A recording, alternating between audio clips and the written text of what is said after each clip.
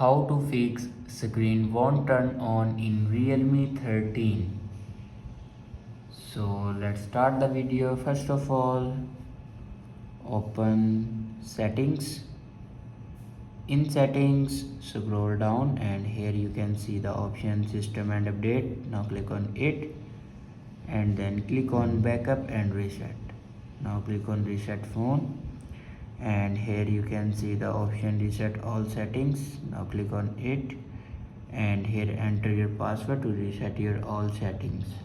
After reset all the settings, then go back and in last you can see the option erase all data. Now click on it and here enter your password to erase all data.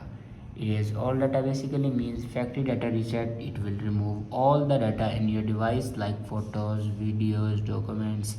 Everything will be removed in your device. After do factory data reset, then go back to your home screen and restart your device. For restart your device, press and hold power button and then swipe up to restart your device. After doing these steps, your problem will be fixed. I hope this video is helpful for you. Thanks for watching.